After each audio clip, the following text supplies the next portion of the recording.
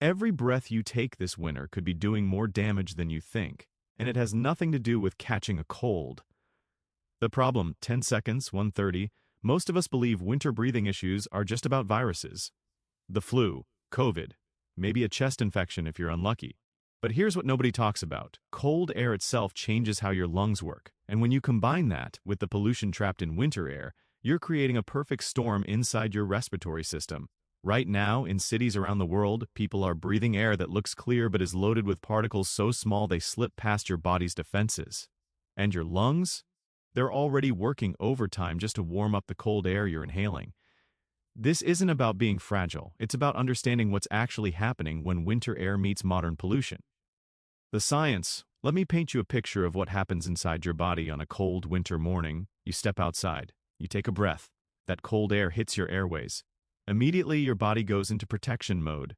The tiny airways in your lungs start to narrow. It's called bronchoconstriction. Your body is trying to warm and humidify the air before it reaches the delicate tissue deep in your lungs.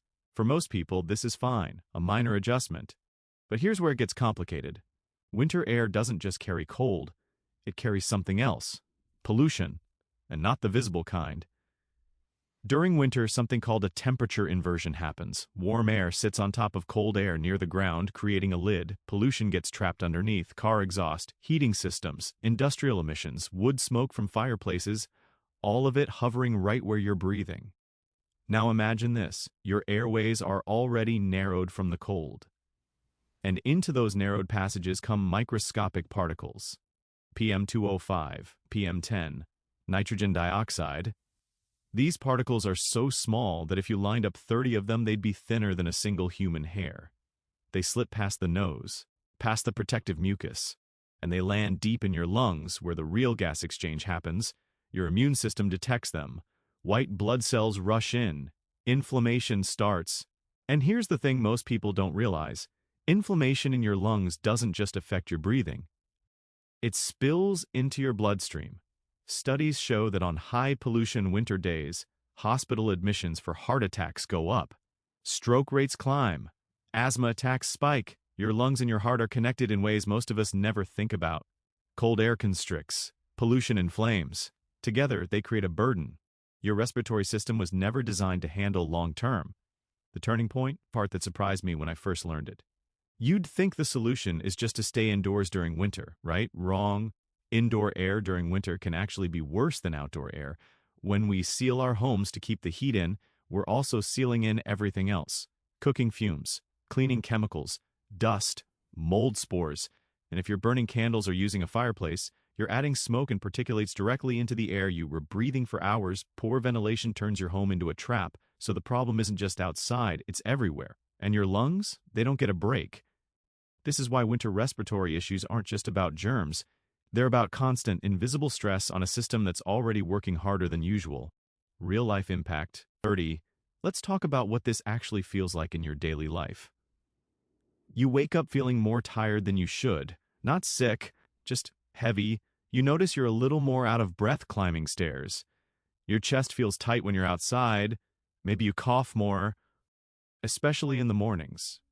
You brush it off. It's winter. Everyone feels a bit sluggish. But here's what's really happening. Your body is spending extra energy dealing with inflammation. Your sleep quality drops because your airways are irritated. Your focus suffers because your brain isn't getting quite enough oxygen during the day. For people with asthma or COPD, this isn't subtle, it's debilitating. But even if you're healthy, these small chronic stresses add up. Your immune system is stretched thin. You're more vulnerable to infections, your mood dips, your energy flatlines, and because it happens gradually, you don't connect the dots. You think it's just winter blues, but it's your lungs sending signals that something isn't right. What actually helps? So what do you do about it? You don't need to move to the mountains or wear a mask everywhere, but you do need to be smarter about how you breathe this winter. First, check air quality before you go outside. Use an app. AQI levels above 100 means sensitive groups should limit outdoor activity. Above 150, everyone should reconsider intense exercise outdoors. This isn't paranoia, it's data. Second, time your outdoor activities. Pollution is usually worst in the morning and evening when traffic peaks. If you're going for a run or a walk, midday's often cleaner. Third, improve indoor air. Crack a window for 5 minutes every few hours, even in winter. Let fresh air circulate. If you can, get an air purifier WIT.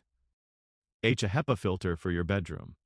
Your lungs do most of their repair work while you sleep. Fourth, breathe through your nose, not your mouth. Your nose warms and filters air before it hits your lungs. Mouth breathing, especially in cold air, is like throwing open the front door during a snowstorm. Fifth, support your respiratory system from the inside. Stay hydrated. Dry winter air dehydrates your mucous membranes, which are your first line of defense. Drink warm fluids, herbal teas, soups, anything that keeps your airways moist. These aren't extreme measures, they're adjustments. Small shifts that reduce the load on your lungs during the months when they need it most. Long-term consequences versus small changes. 8. Here's the reality. If you ignore this, nothing dramatic happens overnight.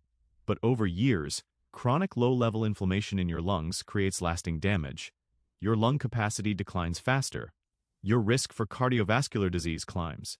Your resilience to infections weakens. It's not about one bad winter, it's about 15 winters of breathing polluted, cold air without protecting yourself. But the flip side is just as true. Small, consistent changes compound in the other direction. Better air quality awareness. Smarter breathing habits. Cleaner indoor air. Over time, your lungs stay healthier, your energy improves, your long-term disease risk drops. You won't feel the difference today, but your body will remember it a decade from now. Winter doesn't have to be hard on your lungs, but pretending the air you breathe doesn't matter? That's a choice with consequences. You can't control the pollution outside, but you can control how you respond to it. Your lungs are working for you every second of every day. Maybe it's time to work with them. If this changed the way you think about winter air, I'd love to hear from you in the comments. What's the air quality like where you live right now? And if you found this helpful, subscribe. I'm breaking down health topics like this every week. The stuff that quietly matters but nobody talks about. Thanks for watching. Breathe well.